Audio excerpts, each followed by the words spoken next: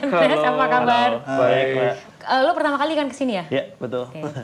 Udah tahu belum lo akan lihat apa? Joshua bisa cerita nggak? Lihat banyak tanaman, tumbuh-tumbuhan. Oke. Terus lo pernah kesini belum sebelumnya? Ke situ gini belum pernah? Belum pernah, ini pertama kali. Oke. Kesannya apa? Kesannya sesuai dengan yang JC pernah cerita sih. Oh ya, gue manggil Josh, JC. Banyak alias Jesse. kok. Banyak alias. Sembilan sayang ya. Iya, biar akrab aja di kantor. Jadi ya sesuai yang Jesse cerita sih ya, asri, adem, enak. Lumayan lah ya. Iya. Lumayan lah tempatnya.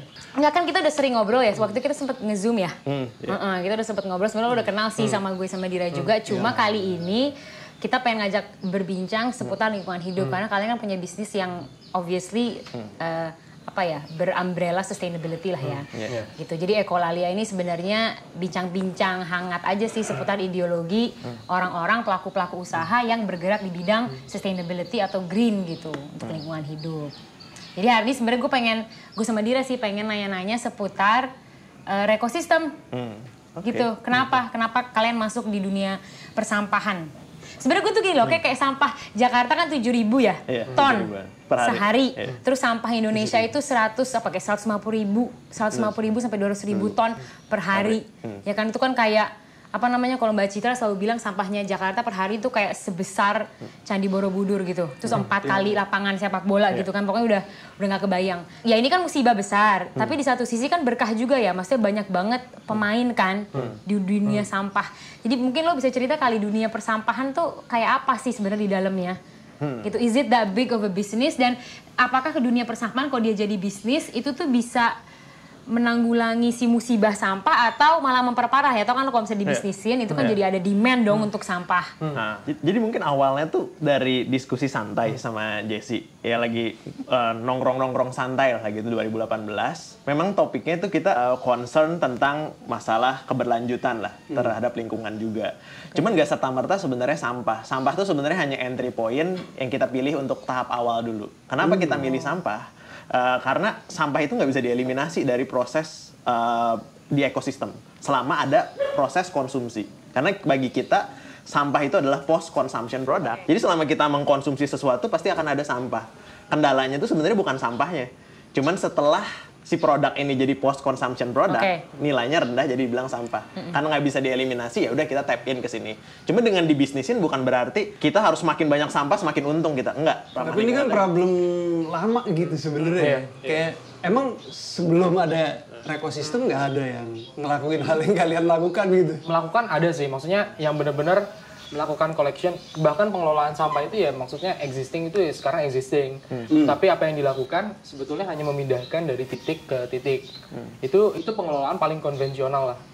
Tapi maksudnya pindah dari rumah gue ke sebuah TPA gitu kan. Iya, dari Jadi sampahnya tetap sama. Iya, sampahnya tetap sama. Nggak diapa-apain terus cuma pindah area polusi doang maksudnya gitu. Betul. Dan itu behavior yang bertahan. Jadi benar-benar kan kalau misalnya kita lihat townhouse yang dibangun mungkin tahun 90, 80 selalu tempat sampahnya tuh kotak yang cor itu tuh.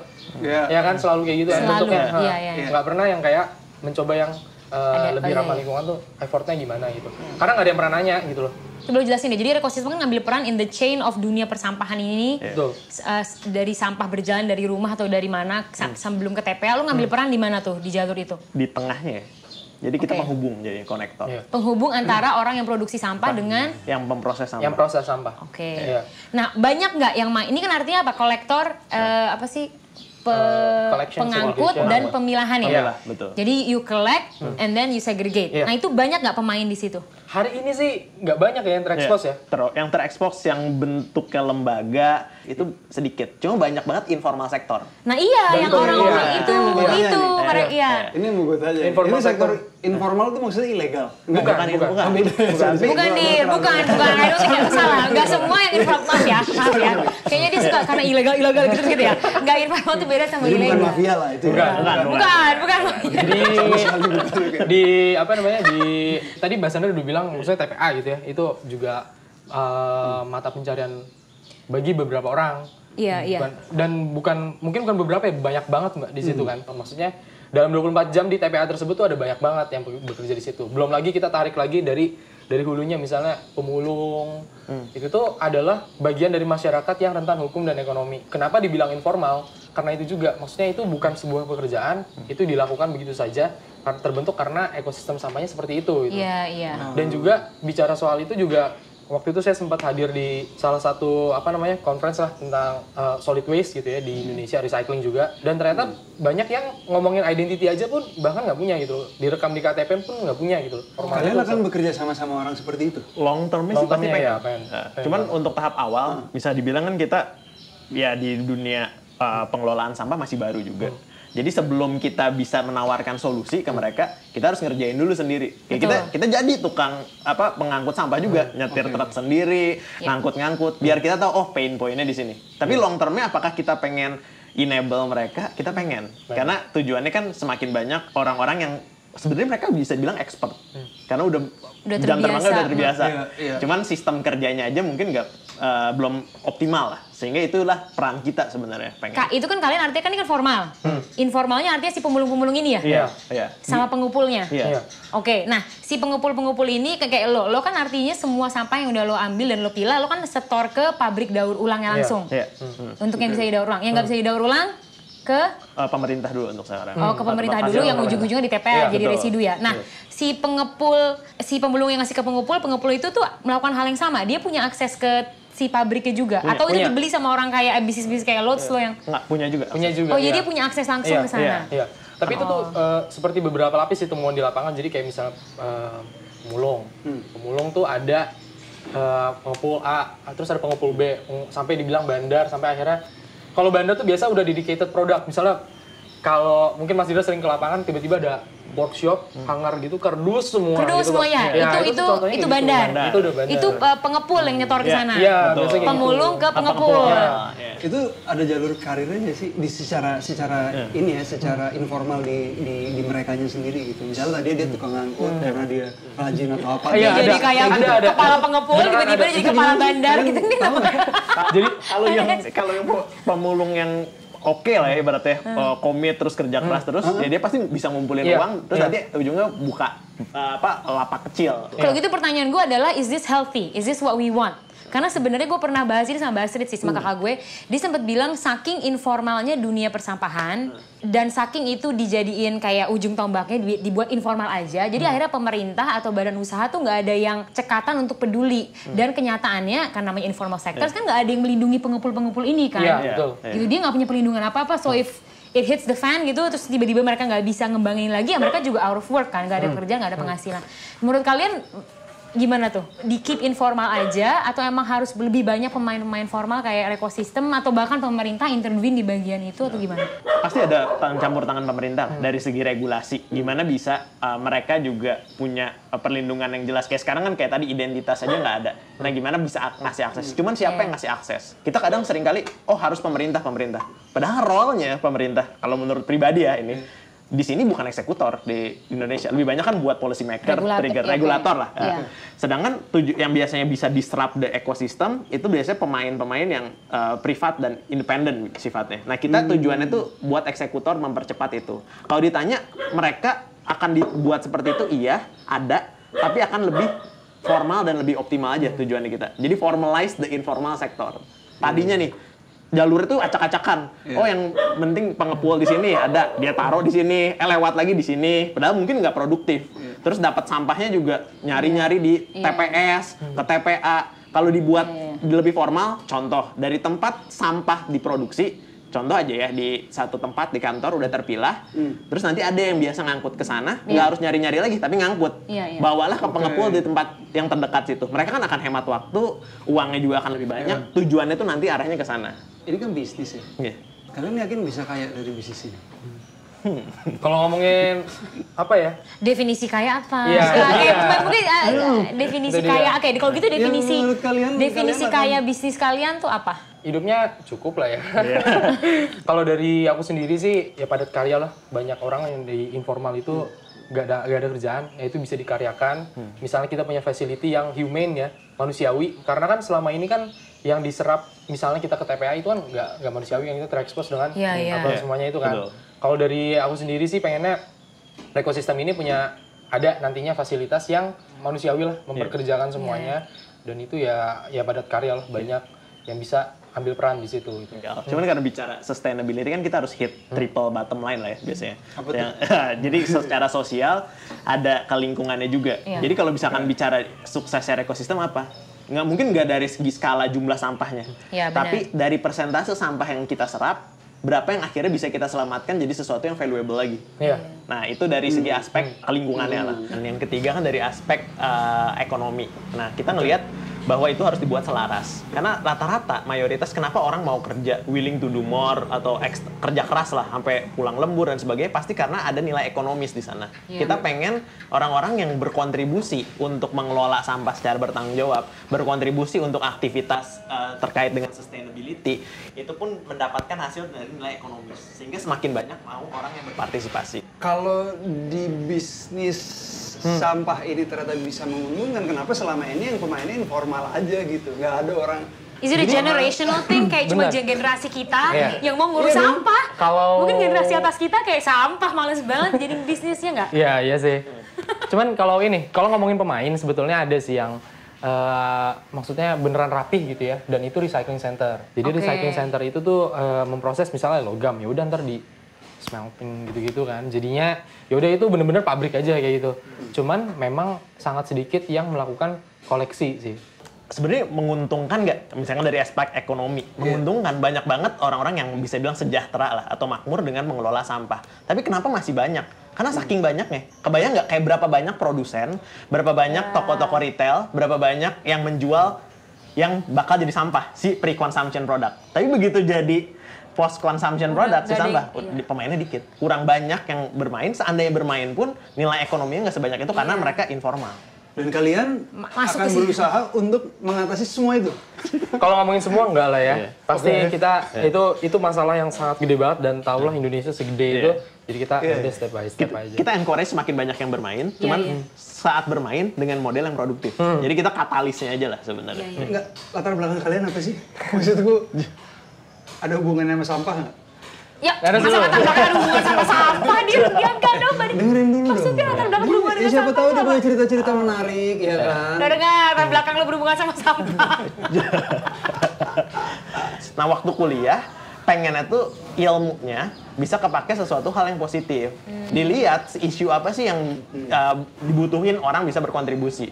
Yaitu isu tentang sustainability, keberlanjutan. Oleh karena itu, jadi udah pengennya fokus ke sana.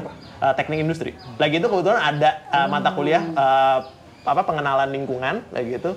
Dari situ lo sadar, oh iya ya, selama ini orang ngejar aspek bisnis, pinter, ilmunya kepake, cuma hanya untuk memperkaya diri. Tapi nggak memperkaya sekitar. Aku pengen bisa ngasih dampak lingkungan, dampak sosial, dampak positif. Tapi aspeknya apa? Aku lihat lah, apa nih yang kira-kira dibutuhin.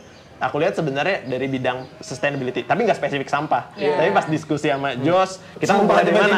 Diskusi sama dia, Dia kepikiran kayak sampah. Bukan karena kalian kan satu angkatan. Satu alma mater kan? Satu alma mater, satu jurusan. Satu jurusan, oke, Sobi lah. Kakak adek hampir dikira kan? Dulu bahkan di kampus pun aktif lah. Jesse dulu ketua angkatannya 2011, aku kayak ketua himpunannya lah. Jadi dari dulu sering ngobrol juga. Karena pemain politik juga. Politik kampus, Lobbyist. Gak, terus Joshua yang duluan masuk dunia sampah kan? Kamu yang, aku ingat kamu tahun 2017, enggak mungkin, 18 ya, yang kamu cerita, kamu bikin biogas itu kan? Iya, 18 tuh kita bareng gitu. Oh, itu proyek bareng. Iya, Yang jadi yang biogas yang di Unpar. Itu bareng. Oh, itu bareng udah. Iya, Jesse yang full time, aku lagi itu karena masih harus mendanai, jadi aku harus masih kerja profesional. Why did you switch? Kenapa nggak main di organik? Kan organic trash adalah 50% of our trash kan. Itu juga banyak loh. Dari 7.000 ton setiap hari, 3,5-nya organik. Lo bisa main di situ juga, tapi kenapa lo pilih non-organik? Oke, banyaknya ini sebetulnya itu data yang ditampilkan. Tapi sebetulnya secara aktual, maksudnya ada data, sebaiknya kita pertanyakan apakah data ini valid atau enggak kan. Dan memang begitu ditemukan di lapangan, biasanya tuh household itu contribute kurang lebih 30-40% lah dari, kita kan collection mingguan ya, mingguan tuh ada paketnya tuh ada pengambilan per 2 kali, ada yang 1 kali. Cuman kelihatan bahwa ini patternnya tuh 30-40 ternyata, dan itu pun sudah dipilah. Nah, apa yang kelihatan di lapangan, dan ditampilkan dari datanya itu, kayaknya tuh itu aku nggak tahu ya proses pengambilan datanya kayak gimana. Jadi mungkin aja bisa pukul rata, akhirnya ya udah jadinya angka segitu 60, 50 kayak gitu ya di Indonesia. Dan pertanyaannya kan tadi kenapa nggak main di organik dengan porsi sebanyak itu? Itu tuh banyak banget yang tercampur, Mbak. Jadi kayak kalau kita ngomongin plastik terus habis makan somai gitu ya. Nah itu kan ada organiknya juga. Terus kecampur loh sama organik lain, misalnya habis nasi box dibuang situ. Nah itu kategorinya apa gitu? Jadi satu buah itu tuh yang sudah kecampur itu tuh kategorinya apa? Dan itu kan ya itu dengan tidak terpilahnya itu sangat sulit untuk diproses gitu di tahap berikutnya. Karena harus ada obok-obok dulu ngambil gitu. Jadi problemnya soal pemilahan aja sebenarnya. Soal pemilahan, iya. Itu aja sebenarnya. Pemilahan ya. Paling mudah pun, maksudnya paling mudah tuh benar-benar pilah yang basah sama yang kering. Itu udah sangat memudahkan rantai proses berikutnya. Basah sama kering tuh membingungkan tau. Kayaknya harusnya pilah itu sisa makanan, udah that's it. Jadi di satu tong isinya sisa makanan tok, biar orang nggak bingung sama basah. Karena kan kayak kertas basah, orang tuh kan bingung basah kering tuh is it organik, organik non organik, organik aja orang bingung kan. Iya, organik non organik. Tisu dari pohon, tapi ini organik guys. Oh, dia jadi bingung sendiri mau nyemplungin. Tapi mendingan menurut gue kayak sisa makanan. Turunan kertas gitu loh. Terus plastik gitu aja udah kalau dari aku sih dari di lapangan ya, sebetulnya kita selalu mencari keyword yang lebih mudah diterima. Dan sejauh ini tuh ada yang dipakai ekosistem itu mudah membusuk. Jadi kalau misalnya mudah membusuk kan udah tahu pasti membusuk, misalnya ini. Oh ini mudah membusuk. Ya udah itu jadi satu kontainer. Apa yang mudah membusuk tapi bukan sisa makanan? Yang masuk ke dalam situ juga? Nggak ada kan? Nggak ada, ya. Makanya itu kan udah cukup mudah ya informasinya diserap. Nah itu aja deh yang bedain itu dari yang lainnya gitu ya. Itu udah membantu rantai prosesnya. Karena itu memanusiakan pekerjaan berikutnya. Nggak harus milah, harus ngubek-ngubek sampah. Itu. Gitu. Tapi tersambungkan dengan baik nggak sih jalur antara si pemilah diangkut, setelah dipilah diangkut dan bisa disalurkan gitu loh ke pemain terakhir tanpa dibawa ke TPA. Karena yang terjadi sekarang orang tuh kayak gue milah, gue udah milah, udah repot juga nih gue milah. Cuma ujungnya diambil sama si truk sampah terus disatuin kan. Habis disatuin dibawa ke TPA juga. Akhirnya orang jadi kayak ya buat apa gue pilah kalau ujung-ujungnya itu ke TPA juga. Nah itu link antar itu tuh sekuat atau selemah apa sih sekarang? Karena yang distandarisasi pengangkutannya itu tercampur. Kuncinya adalah sebenarnya bagaimana waktu sampah itu diproduksi, berarti dari sumber, itu pengangkutannya setelah terpilah tuh udah jalurnya terpilah harusnya. Dan itu kan enggak. Sekarang enggak. Jadi yang terjadi adalah orang udah mau bergerak misalnya udah mau bergerak untuk milah, tidak diangkut oleh orang yang diharapkan juga. Akhirnya dia jadi discourage dong untuk milah. Kita sering temuin itu kalau misalnya di tempat ya universitas ya, kadang tuh itu yang looping gitu loh. Jadi kayak si mahasiswanya yang membuang tuh bilang, lah ntar pas ngambil tuh udah tempat sampahnya udah terpilah kan. Pas ngambil digini-giniin. Kebalikannya juga gitu loh. Pekerjanya juga akan bilang, "Ya ini pas buang udah tempat sampahnya terpilah tapi masih gini-gini gitu loh." Jadi enggak, tapi sih yang ngambil ini kalau yang ngambil ini tuh siapa? Artinya harus bisnis-bisnis kayak kalian dong yang masuk. Iya, atau enabler nih. Yang ibaratnya membuat orang-orang yang sekarang melakukan ini bisa implementasi pengelolaan sampah bertanggung jawab. Misalkan contoh, sekarang udah ada nih perusahaan cleaning service jatuhnya. Cuma mereka nggak punya modul itu untuk bisa mengelola sampah secara bertanggung jawab atau ngangkutnya terpilah. Setelah terpilah mau nyalurin kemana? Nggak tahu juga. Yang tahu very segmented dan di informal, di kasarnya di kelasnya atau di kelompoknya masing-masing. Tapi kalau kelompoknya ini bisa interconnected satu sama lain, itu sebenarnya tujuannya kita. Gimana yang sekarang perusahaan cleaning service bisa implement responsible waste management, terus tahu kemana akan menyalurkan. Yang biasa memproses pun tahu dapatnya dari mana. Nah tujuannya sebenarnya ke sana. Jasa kalian di tempat-tempat yang udah melakukan pemilahan, ya kan, kalian datang untuk mengambil. Iya betul. Iya kolektor, exactly. Dia yang ngangkut. Ya gitu kamu angkut ke tempat-tempat yang mau menampung. Kita lakukan dia pilah dulu. Dia melakukan pemilahan sampai rapi, baru disalurkan ke si pabrik daur ulang ini. Itu kenapa pabrik daur ulang mau bayar? Karena mereka bisa melakukan pemilahan yang sangat bagus sehingga di end game dia nggak harus pabrik itu. Karena itu bahan baku buat pabrik. Pabrik bayar ke kalian dan kalian bahkan ngebayar ke orang yang milah, bener nggak? Iya, betul. Jadi orang mereka yang tuh punya orang yang milah bisa dapat cashback kan dari kalian? Dari app-nya ada. Iya. Jadi kalau orang kita milah nih. Milah, misalnya kebun kemana milah nih. Kita kebun kemana milah. Diangkut sama mereka. Itu ada opsi di mana mereka akan nimbang. Abis itu kayak oke, karena harganya sekian nih lu dapat cashback sekian. Kita kayak si pemulung yang memilah sampah gitu. Tapi gue punya pertanyaan di cashback insentif ini. kayak gue takutnya ini losing game kalau lo menghargai atau menduitkan uang. Jadi orang merasa nggak apa-apa kalau gue punya banyak sampah, toh kalau gue tinggal gue pilah, dapat uang juga. Kayak menurut kalian itu ini nggak sih kayak danger cycle nggak sih sampai orang jadi ngerasa nggak apa deh gue beli-beli aja, toh nanti bisa gue pilah, toh nanti ekosistem akan angkut. Nah menurut kalian itu gimana nih si cashback incentive ini? Is it a good thing biar orang mau? Emang orang nggak mau ya milah tanpa ada cashback incentive ya? Mau aja, cuma pasti partisipasinya lebih sedikit. Dan tujuannya sebenarnya cashback ini insentif ya, nggak sampai orang mau memproduksi sampah lebih banyak sebenarnya. Jadi insentifnya hanya untuk nge-trigger ada gunanya nih milah, ada rewardnya lah. Cuman kalau dilihat dari segi nominal nggak bakal seorang tuh dapat gede banget, unless pekerjaannya itu. Contoh misalkan waste picker atau petugas kebersihan atau pemulung, mereka pasti akan rewarding. Kenapa? Karena mereka dapat main jobnya dari sana. Cuman kalau buat ibu rumah tangga atau individu, insentifnya nggak akan membuat mereka sampai convert. Itu yang pertama. Yang kedua, tujuannya kan ngurangin sampah. Nah ini jadi solusi lain lagi. Mungkin nanti long termnya lah ya. Ekosistem kan nggak hanya sebenarnya pengennya sampah, tapi sustainability. Sekarang yang ditawarkan ketika minim sampah atau minim packaging atau minim yang sekali pakai, itu secara ekonomis menguntungkan nggak? Kalau sekarang kan rata-rata orang bilang itu jadi lebih mahal. Cuma kalau nanti ada ini lebih menguntungkan, menurutku itu jadi akan double rewardnya. Kalau mengurangi packaging itu lebih menguntungkan secara ekonomis, ketika jadi sampah nge-rewarding lagi ada aktivitasnya. Ya aktivitas yang mengurangi spendingnya mereka lah. Tapi kalau menurut lo secara nggak tau ya long term mentality-nya aja sih, ada nggak dampaknya ke sana? Kayak soalnya kalau gue Emang pribadi, kamu lihat ada masalah ya? Nggak nih aku pribadi aja Iya. kayak misalnya kita kan eco break, Iya. jadi kalau residu single use plastik yang kita masih ada di rumah, gue masukin ke botol eco break. And I am guilty of doing kayak misalnya mau belanja sesuatu terus gue tahu sebenarnya gue nggak usah beli ini, karena ini plastiknya banyak banget dan gak enak-enak. Misalnya makanannya biasa aja, terus gue pikir ya udahlah sekali-sekali nggak apa-apa toh plastiknya bisa gue eco break, ngerti ya?